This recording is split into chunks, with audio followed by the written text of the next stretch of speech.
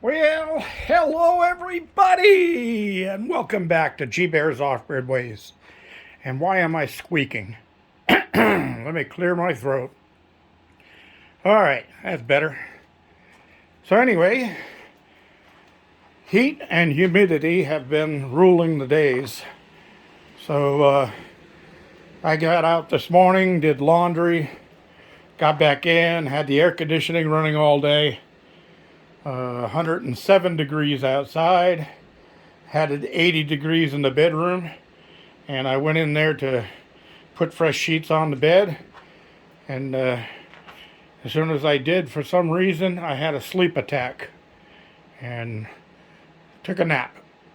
Anyway, there's the first shelf from the fan that's in place, and I've got to sort through all the screws and get rid of boxes that only have 2 or 3 screws in them, things like that. And I'll have nails in the top section, and maybe bolts and nuts over on the top section on the far side, and then all different size screws in the middle. And then down below, I'm not sure what I'll put there, but I'm also thinking that I may cut a piece of plywood and clean out the bottom there and put a piece of plywood in there and have one more shelf for stuff that I don't use very often. Some like the tools that are just stacked underneath the bench here. I'll get them over there. So I've got the other one almost cleaned off, and that's going to go right here. It'll come to about right there. And then I can start moving things around and getting things sorted out in here. So, what have I been doing? Well, you remember I made this rock crusher. Well, that's fine for small little rocks or something that you've already broken down from a large size. And then I had this one that I had bought years ago, and that's fine for little rocks too, you know, stuff like this. Hey, you can break those up in no time. But I need to process more rocks faster. So I've decided that I was going to get off my fanny, and in between when money's tight and I got nothing else to do, I started searching around, found all kinds of pieces of metal I can use. I'm making myself a couple of rock crushers, and I'm going to get those pieces of ore and quartz and stuff I've got laying around, get those things crushed up. So I've got some ideas going, and I'm going to show you those right now. I've been collecting pieces of metal over the years and said, well, I'll use that for something, I'll use that for something. Well, I got a good piece of 1/8-inch thick metal plate here that I'll be using. I already marked it to cut it out here, cut a circle. I got this big old threaded coupler here. And what am I going to do with that? Well, I'm going to cut out that circle, weld it onto the bottom down inside here, or on the outside, of course. So it's all ready to go. Then, got the idea, what if I use my air hammer here with the hammerhead fitting in the end of it, and get down in there and start breaking the bigger rocks up into smaller pieces. And I said, well, that's going to take a while, and then when the pieces get smaller, I'm going to be doing a little bit here, a little bit there. And this is going to be running off the air compressor, so the air compressor will be running on a steady basis. So, I had another one of those big green bars that Andy had given me that I made that other hand crusher out. And I had some old air tools that go in these air hammers. So I cut off the end of this, then I cut a piece of this off and brought it over to my milling machine and metal lathe over there, and I milled down this larger hammerhead, and I'm going to be welding that right there so it's in there nice and solid, and then I'll have a bigger area and I can crush the rocks up a little bit faster with that.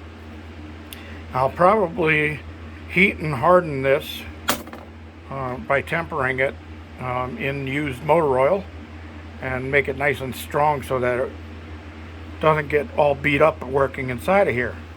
Now originally I was going to make a little rotary chain small rock pulverizer, and I'm going to be using chain like this and have a motor on it and have this stuff welded on the end of the motor, so when it spun around inside of there it would break up the rocks that are in there. And that's nice and heavy duty, so I figured, yeah, that'll be a nice unit, and having the threads in there will also be like a little extra chiseling effect on the rocks as it happens. I have this square pipe that I also found out in the desert, and I was going to mount that on one of the plates going in the side like this. Let me get you back on screen here. Going in the side on the plate, so that I could load smaller pieces of rock down inside of it while the thing was spinning. And for what am I going to use for a motor? Well, I've got a few of these angle grinders, Harbor Freight angle grinders, and every now and then they go on sale for like 10 bucks, $9 and change. So I'm going to use one of those as the power to run the small little crusher. So right now I'm thinking, well, if I use this for this type of crusher, then I won't have it for the chain crusher, the smaller chain crusher. Now I want to use this to break up the bigger rocks into smaller ones that will actually fit down this 2x2 tube. Then I can put a bunch of those in this, turn on the switch, and let it pulverize that into powder that I can use to pan out and see if there's any gold in the ore. So I got to thinking, well, maybe I'll still use this for a mini rock pulverizer.